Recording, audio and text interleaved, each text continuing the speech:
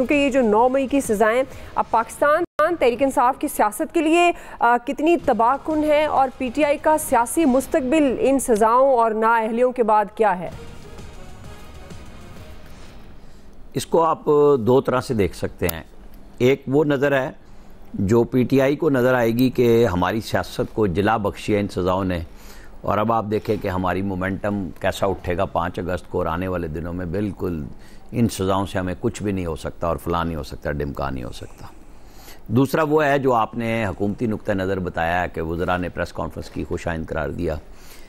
Issue ये है कि मैंने जब 23 जुलाई को यहाँ अपने प्रोग्राम में बताया था कि अब आप फैसलाबाद की तरफ नज़र रखें, जैसे अभी आपने बताया 26 नवंबर में इस्लामाबाद से वारंट इशू हुए हैं, तो इसको भी गैर मामूली समझें, आप इसको मामूली ना समझिएगा। और ये चीज़ें अब चलेगी, बहुत आगे तक जाएंगी। वजह यह है कि इन लोगों ने जो पीटीआई के साथ हैं, इन्होंने सियासी लाहे अमल बिल्कुल नहीं अपनाया, और अब जब सज़ाएं शुरू हुई तो इमरान खान साहब ने अपने आप को 5 अगस्त से पीछे किया और महमूद खान अचकज़ई को आगे कर दिया। क्या इमरान खान साहब ने कोई डेडिकेटेड टीम बनाई जब पहली सज़ा हुई सरगोदा से, लाहौर से, कि भाई ये वकला का पैनल होगा, इन सब सज़ाओं को देखेगा और तमाम वर्कर्स के केस कौन देखेगा? क्योंकि इसमें वर्कर्स बेशुमार, हम सब डिस्कस करते हैं लीडर्स को। अगर फैसलाबाद में जैसे मैंने उस दिन बताया था कि 18-19 बड़े लीडर शामिल हैं, तो जिनको सज़ा 108 की हुई है तो वो सारे लीडर तो नहीं हैं। अभी मियाँ वाली पीएफ बेस का आना है जिसमें आपको सैकड़ों लोग पीएफ की दीवारें गिराते हुए नजर आ रहे थे वीडियो में। उनको ले जाया गया था, त्यारे को आग लगवाई गई थी। ये अभी जीएचक्यू हमला केस रहता है जहाँ पे बहुत सारे वीडियो एविडेंस जो इन्होंने सोशल मीडिया पे खुद पीटीआई ने जारी किए कि हम कहाँ जा रहे हैं, किधर पहुँच रहे हैं। तो ज़रा ठंडे दिल से सोचें कि लोगों के बच्चों को सजाएं करा के आप सियासत करेंगे या अब इनकी कोई ज़मानत होगी, इनको आप रुकवाएंगे। बड़े लोग तो सारे बचेंगे, आगे चल के वो अपने अपने केस लड़ेंगे इंडिविजुअली। आप देखें फैसल चौधरी भाई हैं फवाद चौधरी के, उन्होंने टीम बनाई और उन्होंने अपना केस मुकदमा लड़ा कि एक फैसल कुरैशी की फिल्म के ऊपर वो वहाँ थे और पूरा साबित किया, अपना केस इंडिविजुअली लड़ा और बरी हो गए। अच्छा, जो लोग और बरी हुए हैं उनके अंदर पीटीआई के ऊपर, जैसे जैन कुरैशी के ऊपर एक क्वेश्चन मार्क लग जाएगा कि आप कैसे बरी हो गए, कास्त्रो साहब कैसे बरी हो गए। वहाँ लाहौर में पहले शाह महमूद के ऊपर बातचीत इनके अंदर हो रही है, लेकिन खान साहब ने पॉलिटिकल फैसला नहीं किया। वो जेल में मौजूद हैं, बिल्कुल।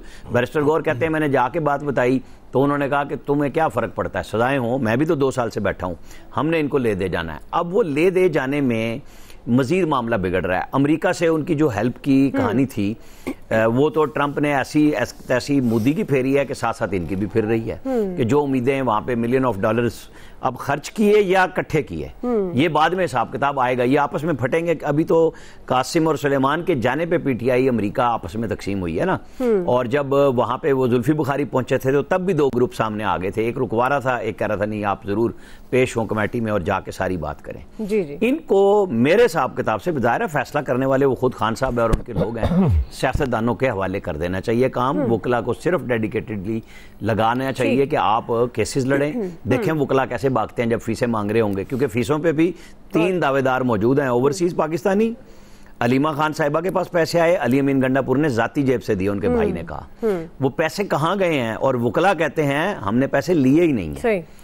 तो ये चीज़ें ऐसी नहीं है कि इनको सिर्फ गपशप में जज्बाती अंदाज में देखा जाए, बहुत ठंडे दिल से सोचना चाहिए और मामलात को मामला फहमी से हल करना चाहिए। जी अयाज साहब, देखिए कुछ सीक्रेट्स ओपन होते हैं, ये भी ओपन सीक्रेट था कि ये सज़ाएं होनी है।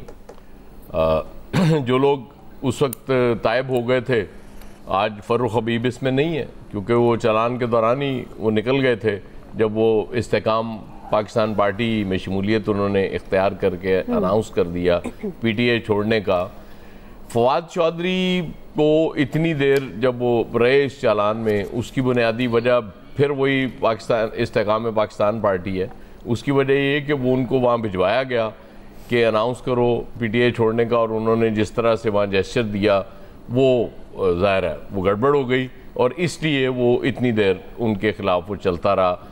जैन कुरैशी साहब चूँकि अच्छे आदमी हैं, 26वीं आईनी तरमीम में उन पर ये इल्ज़ाम लगा था कि उन्होंने पार्टी से बेवफाई की है, इसलिए उनका बचना समझ में आता था। ख्याल अहमद कास्त्रो का मुझे नहीं पता कि वो किस तरह बचे हैं इसमें से, और बाकी ये सिलसिला चलता रहेगा। और आमिर बिल्कुल ठीक कह रहे हैं, उन्होंने 23 जुलाई को आपको बता दिया था कि ये होने जा रहा है। और मैं शायद ये भी जसारत करूं, उनसे पूछ लूं कि कौन कौन से लीडर इनमें से ऐसे हैं जो आपको लग रहा है इनकी सजाएं मुअत्तल हो जाएंगी और कौन से ऐसे हैं जो नहीं बच सकेंगे, वो भी किसी वक्त बता दीजिएगा जब आपका मूड हो। फैसल वावडा भी यही क्रेडिट ले रहे हैं कि जी मैंने तो कह दिया था। वो तो खैर बहुत आगे की बात भी करते हैं ना कि वो एमकेएम जैसा हशर हो जाना है पीटीआई का, नई पीटीआई बनेगी और कोई एमकेएम बन जाएगी। अभी तक तो नहीं बन सकी, इतना अरसा गुजर गया। लेकिन बात ये बिल्कुल ठीक है क्योंकि पॉलिटिशियंस के हाथ में चीज़ें नहीं थीं। ये वकील ये आके बयानबाजी तो कर सकते हैं, अदालतों में पेश हो सकते हैं, वो भी ज़ाहिर है जब तक फीस ना मिले वकील का दिल नहीं करता बिस्तर से भी उतरने का। वो जूता भी उस वक्त पहनता है जब उसको यकीन हो के ये फीस दे चुका है ये मेरा क्लाइंट। तो सियासतदान अगर होते जो फवाद चौधरी बार बार कहते रहे लेकिन उनकी बात किसी ने नहीं सुनी कि उस सियासतदान का, वो मैंने पहले भी अर्ज किया था, अगर दूसरी तरफ भी इस्टेब्लिशमेंट के साथ भी उसका ताल्लुक हो, मामला ठीक हो, स्टिल वो दरमियानी रास्ता निकालने की अहलियत रखता है और निकाल लेता होता है अल्टीमेटली। जब मेरे कायद मुश्किल में थे तो सियासतदानों ने ही रास्ता निकाला ना। वो शहबाज शरीफ साहब के हवाले से कहा जाता है, प्राइम मिनिस्टर साहब के हवाले से, कि उन्होंने वो मुलाकातें शुरू की, वो जाया करते थे। मलिक अहमद खान का नाम आता है, उनका बड़ा रोल, और बहुत से लोग थे उसमें जो कर रहे थे। तो वो ज़ाहिर है सारे सियासतदान थे। अगर वकील होते सिर्फ तो यकीनन वो शायद हालात इस तरह से इतनी जल्दी से तब्दील ना होते कायद के लिए भी। तो ये सबक तो बहुत बड़ा है पीटीआई के लिए, उनके लिए सोचने के लिए। और बिल्कुल ठीक बात है कि जो आपके कारकुन हैं जो बेचारे मुकदमा नहीं लड़ सकेंगे, उनके लिए तो आपको लीगल एड, उनके लिए टीम बनाए जो उनके मुफ्त मुकदमात लड़े। ये इतने अरबपति बैठे हुए हैं इस पार्टी में, ये उनको फीसें दे देना उन वकीलों को, उनके लिए कोई फंड बना दें। लेकिन बात वही है ना कि यहाँ पैसा खर्च करना सियासतदान के लिए बड़ा मुश्किल होता है। वो सिर्फ कमाना जानता है और वो चाहता है कि मैं कमाता रहूं। लेकिन उनको अगर आपने बिल्कुल तन्हा छोड़ दिया तो उसके बाद फिर यकीनन आपके लिए कोई नहीं निकलेगा।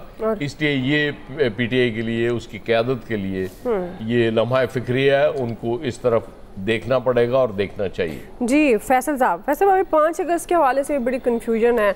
अब देखने के लिए या समझने के लिए तो फिर कोई एक तहरीक, कोई मूवमेंट हमें देखने को अनफॉर्चुनेटली मिली नहीं पाकिस्तान तहरीक इंसाफ की तरफ से। तो अब ये जो सज़ाएं और नाअहलियाँ और आगे भी गैर मामूली सूरत हाल का सामना करना पड़ सकता है सज़ाओं को लेकर, केसेस को लेकर कानूनी तौर पर, तो क्या मुस्तकबिल होगा पाकिस्तान तहरीक इंसाफ की सियासत का? देखिए, मुस्तकबिल तो पे बात करना तो अभी जो है ना वो कबल अज़ वक्त है। लेकिन अगर आप अंदाज़ों पे, मफरूज़ों पे बात करें तो तहरीक इंसाफ का जो है ना मुस्तकबिल बहरहाल बुरा नहीं है, अच्छा ही होगा। और उस अच्छे मुस्तकबिल में कितना टाइम लगेगा ये अभी बात जो है ना वो कही नहीं जा सकती। इन सज़ाओं से बहरहाल जो आमिर साहब कह रहे हैं वो बात सही है। अगर इसकी कोई कीमत अदा करेगा जो कारकुन है, गरीब कारकुन है, वो अदा करेंगे। उनकी जेलें भी मुख्तलिफ होती हैं, जेल के अंदर की सूरत हाल भी मुख्तलिफ होती है। उनके वकील भी जो हैं उनको सही तरह मौसर नहीं आते अच्छे वकील। फिर उनके जो ख़ानदान होते हैं उनको एक बहुत ही कर्बनाक अजियत से जो है ना वो गुजरना पड़ता है। तो ख़ास तौर पे जो गरीब कारकुन होते हैं, उनकी जो ख़वातीन होती हैं, उसका आप तसव्वुर नहीं कर सकते कि वो अपने रिश्तेदारों से, या उनका बेटा हो, शौहर हो, भाई हो, उससे सिर्फ जेल में मुलाकात के लिए जो है वो किस कर्ब से गुजरती हैं, कैसे कैसे मामलात होते हैं। तो बहरहाल ये तो तहरीक इंसाफ के कारकुन जिनको सज़ा मिली, कारकुनों की हद तक उनके लिए तो बहरहाल एक मुश्किल वक्त होगा। लीडरों की तो जेल भी आपको पता है कि बहुत आरामदेह होती है, वकील भी जो है वो बड़े होते हैं, और हो सकता है कि इस सज़ा को जो है वो क्या कहना चाहिए, गैर जानिबदार रखने के लिए 2-4 ऐसी लोगों को भी जो है वो फिट कर दिया गया।